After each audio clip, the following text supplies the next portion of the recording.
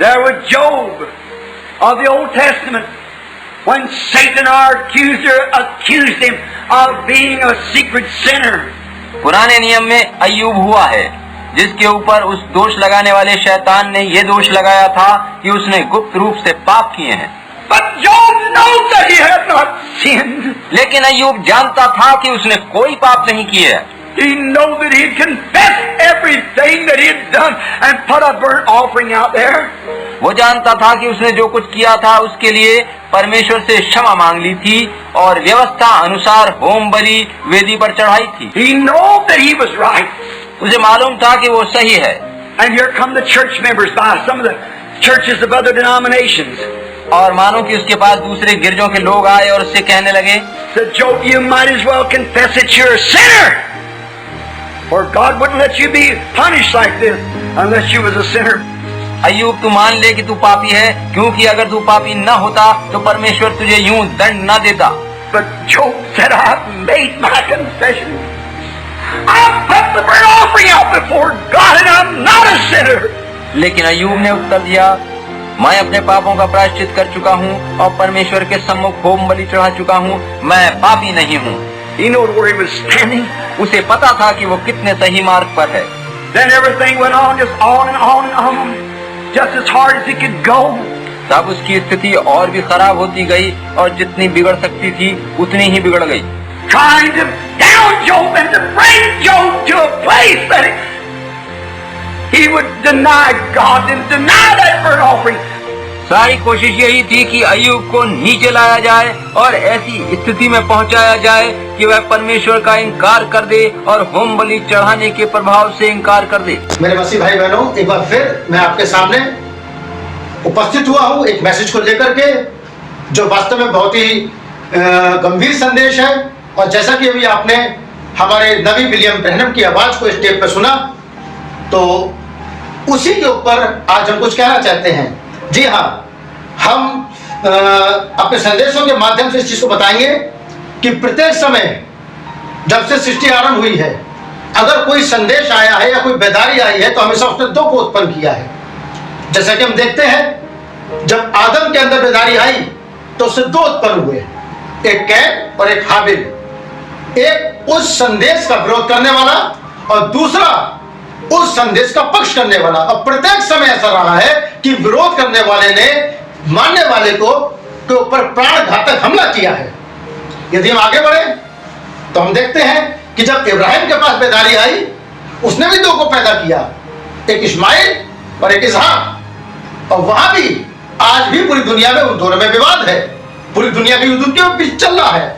जी हाँ, उसके बाद जब बेदारी आई इसहाक के पास, इसहाक ने भी दो को उत्पन्न किया, एक याकूब और एक एसाव। और याकूब आज इसराइल के नाम से मशहूर है, लेकिन एसाव आज भी उसके पीछे पड़ा हुआ है। जी, उसके बाद आगे बेदारी आती है नूह के पास में। वह दो पक्ष थे, एक पक्ष था कि बरसात होगी, एक पक्ष था नहीं होगी।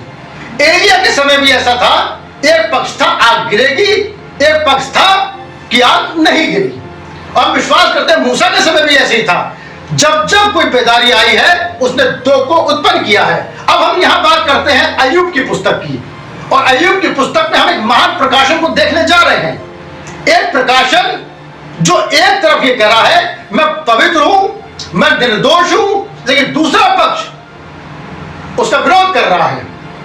बाइबल में हम आज अय्यूब की पुस्तक में चार बड़े पादरियों को देखेंगे, चार बड़े प्रचारकों को देखेंगे।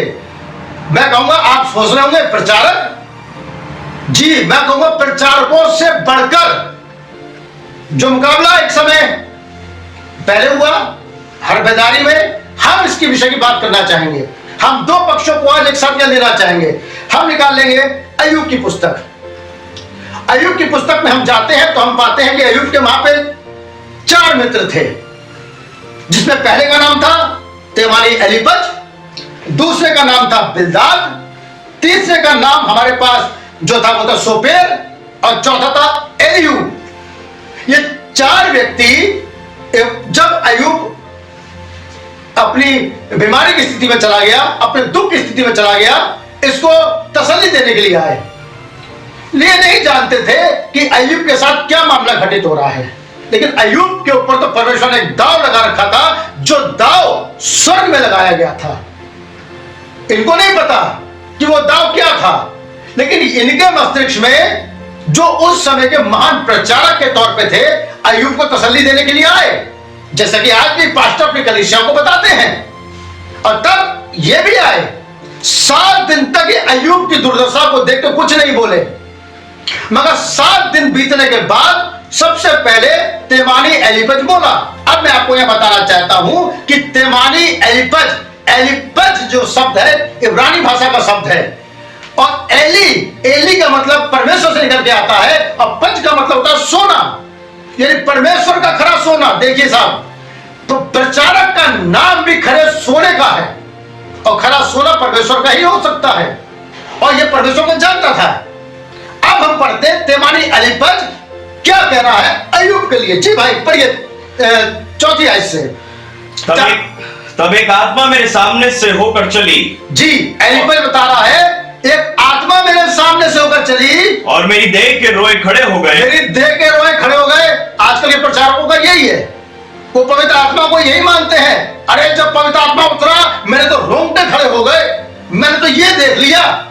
देखिए क्या देख रहा है वो। जी, वो चुपचाप ठहर गई। वो चुपचाप ठहर गई और मैं उसकी आकृति को पहचान ना सका। और मैं उसकी आकृति को पहचान ना सका। परंतु मेरी आंखों के सामने कोई रूप था।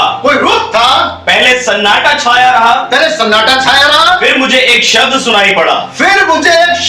कौन कह रहा है? तेमानी एलीपज, परमेश्वर का सोना जिसका नाम है, वो ये कह रहा है। अब ये पहचान नहीं पा रहा है कि उससे दूत बात कर रहा है या कोई दुष्ट आत्मा बात कर रही है। उसकी समझ में बात नहीं आ रही है। उसके रोंगटे खड़े हो गए। उसके प्रभाव में तेमानी एलीपज अय्यूब के ऊपर एक क्लेम कर रहा है, एक दोष लगा रहा है। जी पढ़िए।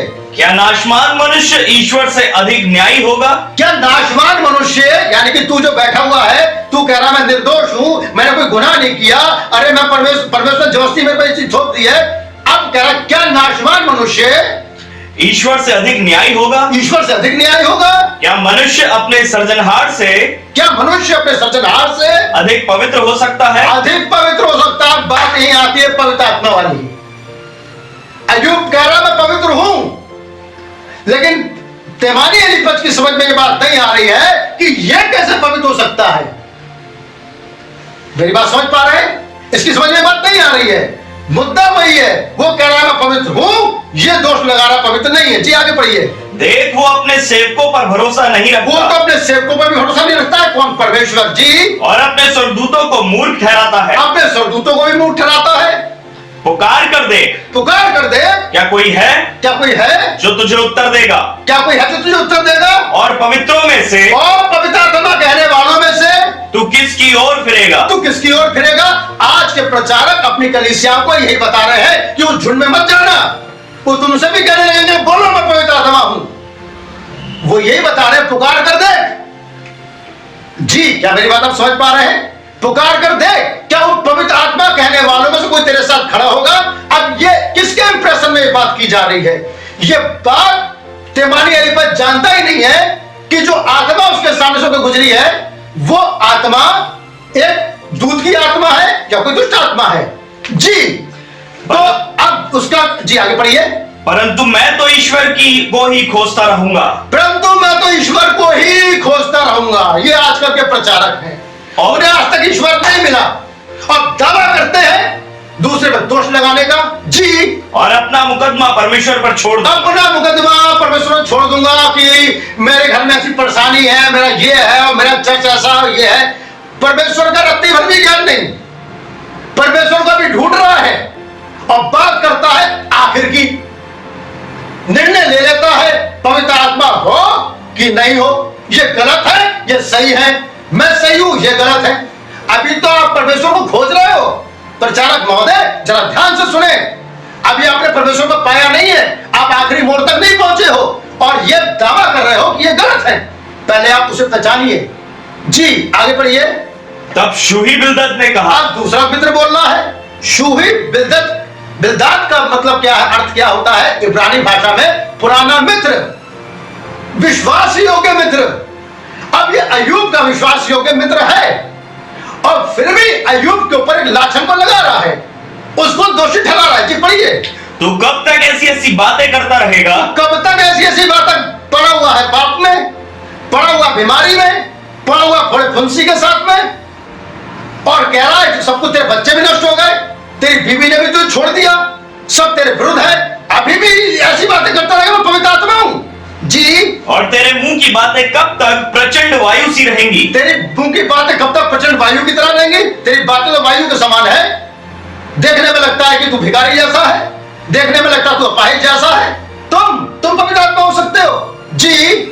क्या ईश्वर अन्याय करता है? क्या ईश्वर न्याय करता जो तुझे ऐसा कर दिया? और क्या सर्वशक्तिमान धर्म को उल्टा करता है? क्या सर्वशक्तिमान धर्म को उल्टा करता है? यदि तेरे लड़के वालों ने उसके विरुद्ध पाप किया है जी, तो उसने उनको उनके अपराध का फल भुगताया है। जी, तेरे लड़के वालों ने अपराध किया है, इसलिए वो बरखप गए, परमेश्वर तुझ पर टूट पड़ा है, और तू कहता पवित्र आत्मा हूं जी।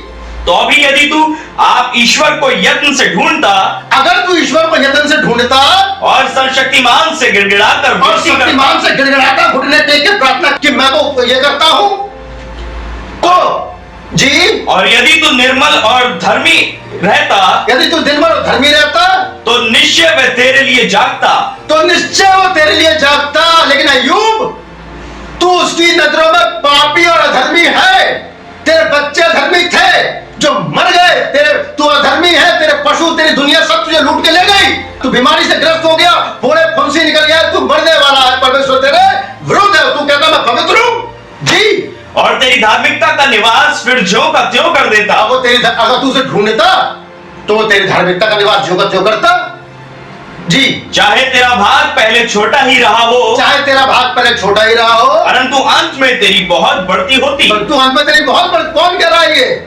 उसका मित्र बिल्दाद जो बता रहा है, अय्यूब तू क्यों घमंड कर रहा है? मैं पवित्र हूं, मैं निर्दोष हूं, परमेश्वर ने जबरदस्ती मुझ पे थोप दिया है। अरे तू पापी है, तू स्वीकार कर, तू धर्मी है। ये कौन कह रहा है? पहले तेमानी एलीफज बोला, अब उसका परम मित्र बिल्दाद उससे बोल रहा है जी। आगे पढ़िए। तब नामाती सोपर ने कहा, अब तीसरा बोल रहा उसका दोस्त नामाती सोपर। सोपर का अर्थ होता है चिचिहाना, कूद के आगे आना, मैं कुछ बताऊं। और ये सब आत्माएं आज प्रचारकों के अंदर हैं। अब चिचियाने वाली आत्मा क्या करती है? उसे केवल इतना ही पता है, हमें बीमारों की प्रार्थना करनी है, दुष्ट आत्मा भाग भाग भाग, यीशु मसीह के नाम से भाग, उसे इतना ही पता है। वो दुष्ट आत्मा को निकालने के तक ही सोचते हैं। लेकिन आप ध्यान दें तो आप पाएंगे जब यीशु मसीह ने उनके ऊपर फूंका लो पवित्र आत्मा, तब वो दुष्ट आत्माओं पे अधिकार रखने लगे।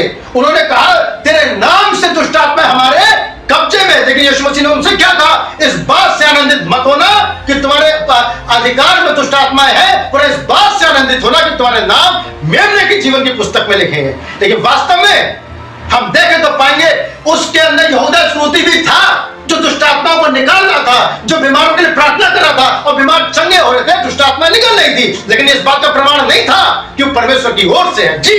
पढ़िए। बहुत सी बातें जो कही गई हैं। अब वो कह रहा बहुत सी बातें जो कही गई हैं, क्या उनका उत्तर देना ना चाहिए? क्या नहीं चाहिए? जो बहुत सी बातें तूने प्रचार करी है, जरा हमसे बैठ के बातचीत तो करे।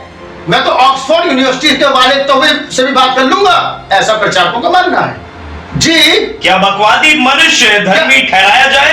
क्या तेरे समान बकवादी मनुष्य धर्मी ठहर सकता है? क्या तेरे बड़े बोल के कारण लोग चुप रहे? क्या तेरे बड़े बोल जो तू बोल रहा, मैं पवित्र आत्मा हूं, लोग खामोश बैठे रहेंगे? और जब तू ठट्टा करता है, जब तू ठट्टा करता है इस वाली बात को लेकर के, ये तो ठट्टे में उड़ाना है परमेश्वर को कि मैं पवित्र आत्मा हूं ये कह के जी। तो क्या कोई तुझे लज्जित ना करे? क्या कोई तेरे सामने खड़ा तुझे लज्जित नहीं करेगा? तू तो ये कहता है कि मेरा सिद्धांत शुद्ध है, मेरा संदेश जिसे मैं प्रचार कर रहा हूं बिल्कुल शुद्ध है, ये प्रेरणा बिल्कुल ठीक है, ये प्रेरणा बिल्कुल राइट है कि मैं पवित्र आत्मा हूं, ये संदेश बिल्कुल सही है जी। और मैं ईश्वर की दृष्टि में पवित्र हूं, और मैं ईश्वर की दृष्टि में पवित्र हूं, अर्थात मेरा ये शरीर और मेरा एक 26 वाला पवित्र आत्मा वाला शरीर, दो 7 वाला शरीर और मेरा एक 26 वाला शरीर पवित्र है। परंतु भला हो स्वयं बातें करे, ईश्वर ही स्वयं बातें करे और तेरे विरुद्ध मुंह खोले, और तेरे विरुद्ध मुंह खोले, क्योंकि तू इतनी घिनौनी बात बोल रहा है कि मैं पवित्र आत्मा हूं जी, और तुझ पर बुद्धि की गुप्त बातें प्रकट करे, और तुझ पे बुद्धि की गुप्त बातें दे। भाई ऐसा मत बोल, हम तो मनुष्य हैं, हम तो मिट्टी है, तू ये बोल ये बुद्धि है। उसका मित्र कह रहा है ये बात जी, कि उनका मर्म तेरी बुद्धि से बढ़कर है, उसका मर्म तेरी बुद्धि से बढ़कर है। इसलिए जान ले कि ईश्वर तेरे धर्म में से बहुत कुछ भूल जाता है जी। अगर तूने ईश्वर भला पर ईश्वर है, वो सब कुछ भूलने की ताकत रखता है। अगर तू पश्चाताप करे, अगर तू ये कहे मैं पवित्र आत्मा नहीं हूं, वो तुझे क्षमा कर देगा। लेकिन तेरी ये बात बड़ी गलत है। मैं आपको यहां रुके कुछ बताना चाहता हूं, आप ध्यान दे तो पाएंगे।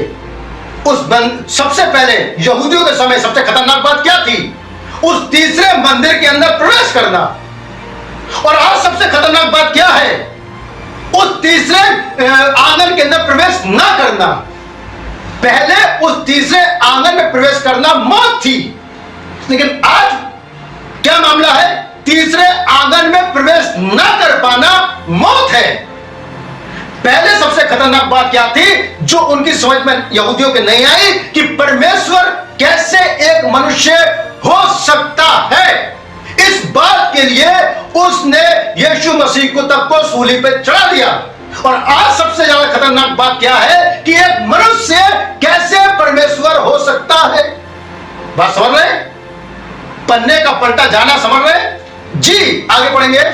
क्या तू ईश्वर का गुण भेद पा सकता है? क्या तू ईश्वर का गुण भेद पा सकता है? और क्या तू सर्वशक्तिमान का मर्म, क्या तू परम पवित्र सर्वशक्तिमान का मर्म पूरी रीति से जान सकता है? पूरी रीति से जान सकता है। उसे तो किसी ने नहीं जाना। तू कहता मैंने पूरा जान लिया जी। वो आकाश सा ऊंचा है, वो आकाश सा ऊंचा है। तू क्या कर सकता है? तू क्या कर सकता है? वो अधोलोक से गहरा है, वो अधोलोक से गहरा है। तू कहां समझ सकता है? तू उसे कहां समझ सकता है? तब तेमानी एलीपज ने कहा। अब फिर तेमानी एलीपज बोल रहे हैं जी, मैं तो नहीं, परंतु तेरा मुंह ही तुझे दोषी ठहराता है। अरे मैं तुझे दोषी थोड़ा ठहरा रहा हूं। अरे हम थोड़ा ही प्रचार कर रहे हैं कि जब तुम कहते हो पवित्र आत्मा तुम गलत हो, ये तो तेरा मुंह दोषी तुझे ठहरा रहा है। तुम कहते हो मैं पवित्र आत्मा हूं, अपनी हालत तो देखो।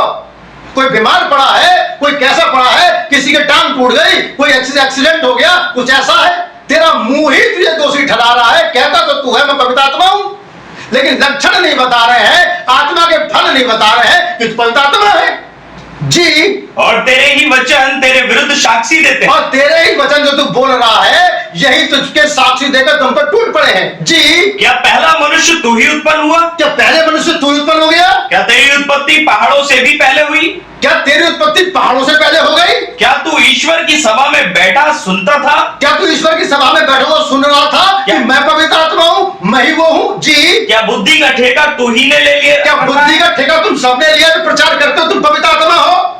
तू ऐसा क्या जानता है? तू ऐसा क्या जानता है जिसे हम नहीं जानते? जिसे हम नहीं जानते। यही आजकल के प्रचारक प्रचार कर रहे हैं, अपनी कलीसिया को वो यही बता रहे हैं। उनके पास बताने को कुछ रहा नहीं, उनके पास बताने को कुछ शब्द नहीं है, लेकिन अपनी कलीसिया कुछ तो उन्हें समझाना है ताकि लोग भाग ना जाएं। और यही आत्माएं आज प्रचारकों में घुसी हुई हैं। वो भोले भाले लोगों को विस्मित कर रही हैं, उन्हें कंफ्यूज कर रही हैं, कौन सत्य है कौन गलत है। लेकिन अय्यूब की पुस्तक में रहस्य छिपा हुआ है जिसे हम आगे और भी गहराई से खोलेंगे जी। पढ़िए। तुझ में ऐसी कौन सी समझ है? तुझ में भाई ऐसी कौन सी समझ है जो हम में नहीं? जो हम में नहीं। हम लोगों में तो पक्के बाल वाले, हम लोगों में तो पक्के बाल वाले हैं और अति पुण्य मनुष्य हैं। हमारे पापा तो पास्टर थे, और तुम्हें क्या पता हमारा खानदान तो पूरा पास्टरों से भरा हुआ है। उनके सफेद बाल हैं और तुम अभी 4 दिन के लड़के खड़े हो गए और तुम कहते हो हम पवित्र आत्मा है। तुम्हें कुछ नहीं पता। अरे हमारी पैदाइश पास्टरों में हुई है, हमारे बाप दादा पास्टर थे। और देखो जरा जाके उन्होंने कितनी कलीसियां बना दी, उन्होंने कितना प्रचार किया, उन्होंने किया। उस बात के लिए हम उनको सैल्यूट करते हैं। लेकिन तुम उनका गलत फायदा उठा रहे हो। तुम जब तुम्हारे सामने तुम्हारे समय का संदेश आया तुम उसे ठुकरा रहे हो। तुमने नबी को ठुकराया, तुमने तमाम चीजों को ठुकराया, तुमने संदेशों को ठुकराया। आज तुम मूल संदेश को ठुकरा रहे हो जो तुम्हें रैप्चर में उठा के लेके जाने वाला है। तब अय्यूब ने कहा जी। आप थोड़ा भी यहां रुकेंगे, अभी पहले अय्यूब की बात को सुनने से पहले अय्यूब सुन रहा है। अय्यूब ने इन सबको बारी बारी जवाब दिया है, जो जवाब हम अपने अगले वीडियो में देखेंगे।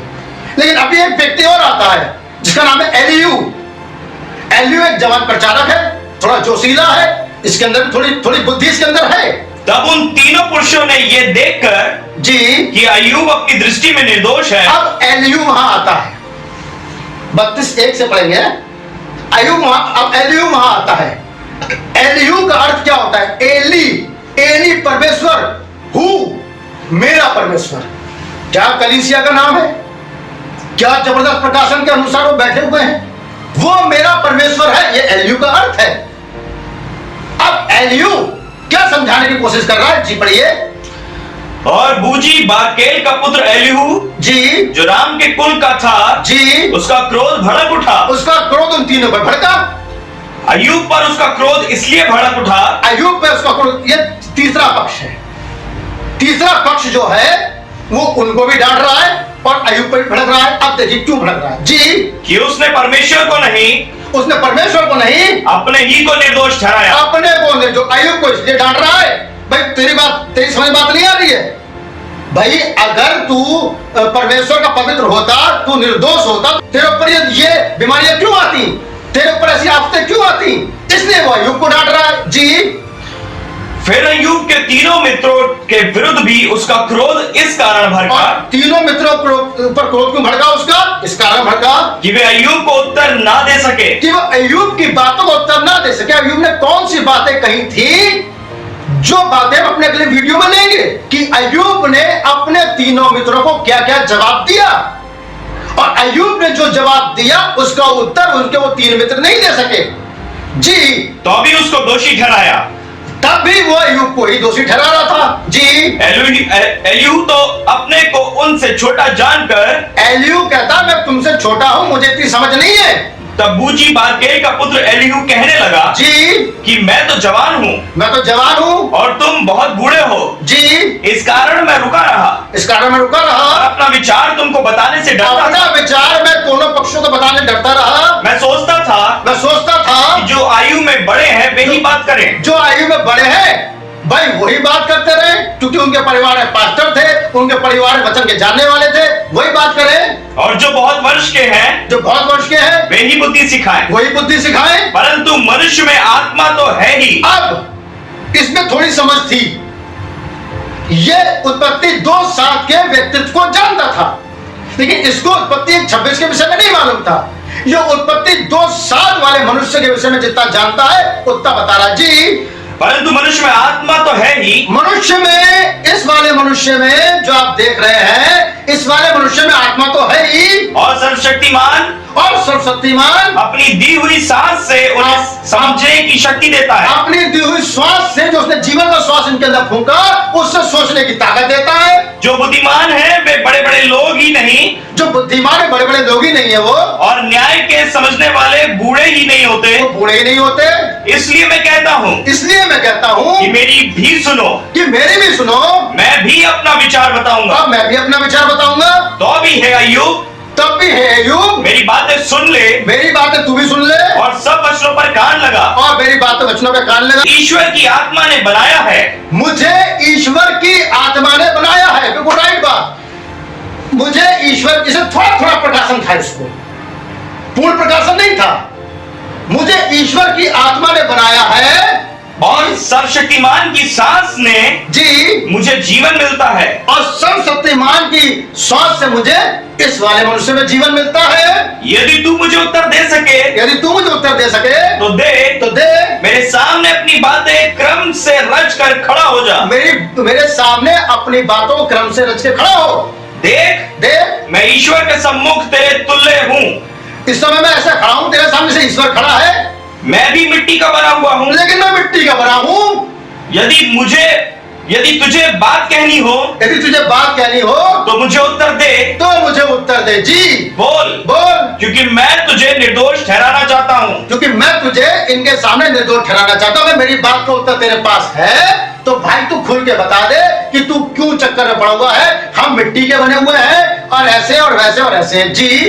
तब शूही बिल्दद ने कहा, अब शूही बिल्दद फिर बीच में कूद पड़े जी। फिर मनुष्य की क्या गिनती जो कीड़ा है। अरे मनुष्य की की क्या गिनती भाई, जो परमेश्वर को जो कह दे कि मैं पवित्र आत्मा हूं। मनुष्य तो कीड़ा है और आदमी कहाँ रहा जो केचुआ है। और आदमी कहाँ रहा जो केचुआ है। लानत ऐसे प्रचारक पे जो अपने कलीसिया में खड़े बता रहा है मनुष्य मिट्टी है, केचुआ है। नाम इसका क्या है?